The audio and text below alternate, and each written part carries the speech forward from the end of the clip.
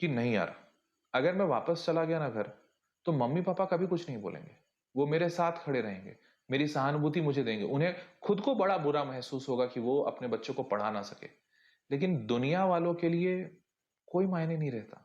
दुनिया वाला सिर्फ यही बोलेगा कि तुम एक अनसक्सेसफुल इंसान हो और कोई मेरे साथ खड़ा नहीं होगा। और ये बात हर रोज मुझे हिट करती थी। और सिर्फ इसी हिट के कारण से, चाहे जितने मुश्किल हालात हो हर रोज, तो यू वोंट बिलीव, जब मुझे ये ट्यूशन, मैंने बताया ना कि बहुत अच्छा ट्यूशन मुझे मिला था अपने कॉलेज वाले शहर में, तो मुझे ट्यूशन नहीं मिल रहा था और ऑलमोस्ट 1 हफ्ते हो गए थे। तो 1 हफ्ते के बाद मुझे एक नौकरी मिली और finally and and they said कि मतलब पार्ट टाइम में, क्योंकि कोई पार्ट टाइम में रख नहीं रहा था यार। वो ऐसी जगह थी दुर्ग भिलाई, जहां पे 7-8 हजार रुपए में लोग महीने भर काम करते हैं। 10 घंटे की नौकरी, मतलब सुबह 9 बजे से लेकर शाम के 7 बजे तक। मैं तो वो कर नहीं सकता था, बिकॉज मेरा तो कॉलेज था। मेरे पास तो शाम का टाइम होता था, शाम को 5 बजे, 5 से 9 में काम कर सकता था। और 5 से 9 में तो ऑलमोस्ट ऑफिस बंद हो जाते थे, और जो नहीं भी बंद होते थे वो बोलते थे 4 घंटे काम करोगे, 2 हजार रुपये दे देंगे। 2 हजार रुपये में चचा होगा क्या मेरा? 2 हजार रुपये तो मेरे रूम का किराया है। तो आखिर आखिर में फिर एक एक ऐसा बुरा वक्त भी आया था कि there was a job of a peon. चपरासी की नौकरी थी, ऑफिस साफ करना था। And I had no other option, and finally I said कि ठीक है, मैं वही काम कर लूंगा, मुझे अपनी पढ़ाई जारी रखनी है। और जैसे ही मैंने उसको हाँ बोला, मैं अगले दिन उस काम पे जाने वाला था, लेकिन अगले दिन किसी एक दूसरी जगह से कॉल आ गया कि आप आ सकते हैं, हम आपको काम पे रखने के लिए तैयार हैं। And that was a post of a senior editor, जहां पे कुछ पढ़ाई लिखाई की काम करनी थी, ऐसे ऑड जॉब्स नहीं करने थे। तो इस पूरे वाक्य में मैं आपको बताना ये चाहता हूं, मैंने अपनी जो पढ़ाई की है, जब मैं फाइनेंशियली इंडिपेंडेंट था, तो उसमें एजुकेशन बहुत बड़ा पार्ट था। मुझे हमेशा से पढ़ाई से बड़ा इंटरेस्ट रहा है, तो मुझे हमेशा ये बात पता थी कि मैं बच्चों को पढ़ा सकता हूं, मुझे आता है पढ़ाना। तो ये मेरा हमेशा एक सेवियर रहा है।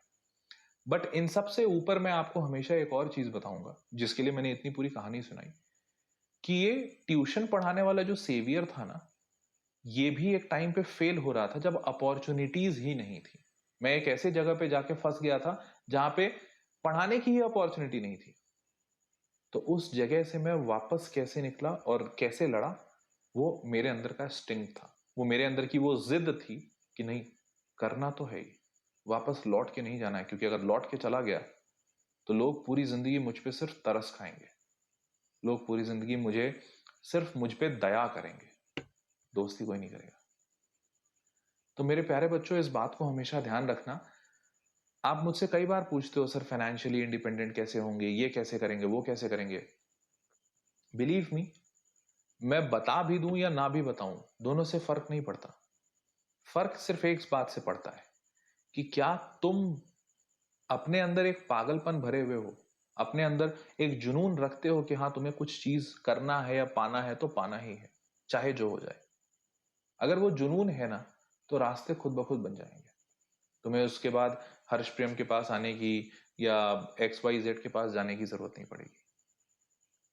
तो ये जुनून बहुत जरूरी है, और इस जुनून को हमेशा अपने अंदर ध्यान में बना के रखना। कई बार मुझसे लोग मुझे मेल लिखते हैं, बच्चे मुझसे पूछते हैं कि सर मेरे फादर अल्कोहलिक हैं, क्या करना चाहिए? मुझे मम्मी पापा से सपोर्ट नहीं मिलता, क्या करना चाहिए?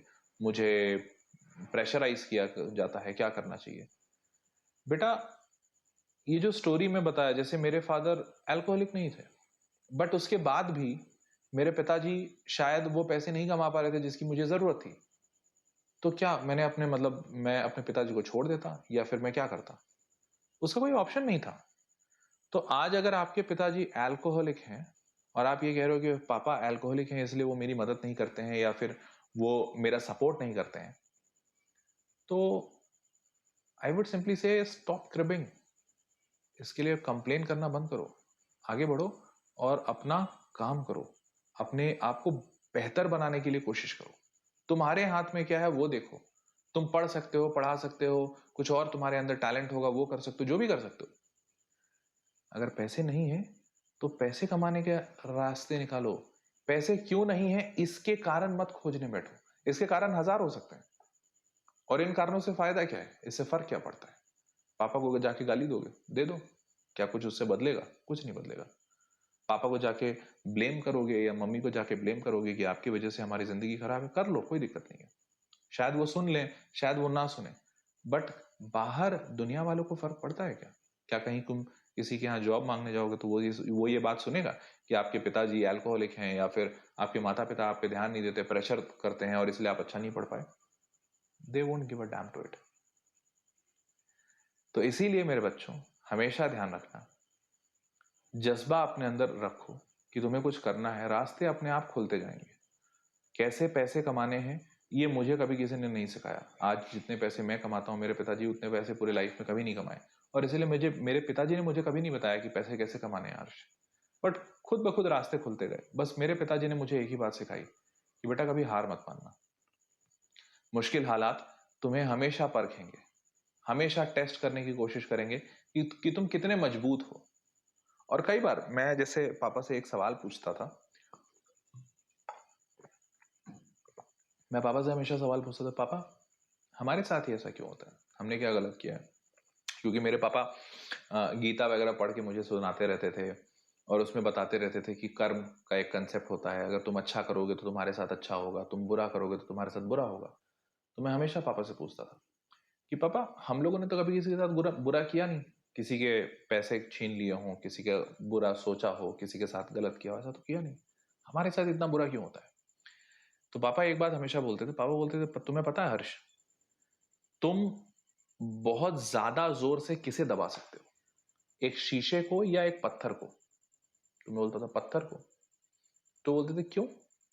क्योंकि शीशा टूट जाएगा, थोड़ा सा भी दबाओगे तो टूट जाएगा, तुम्हें पता है वो टूट जाएगा, इसलिए तुम उस पर दबाव डालोगे ही नहीं।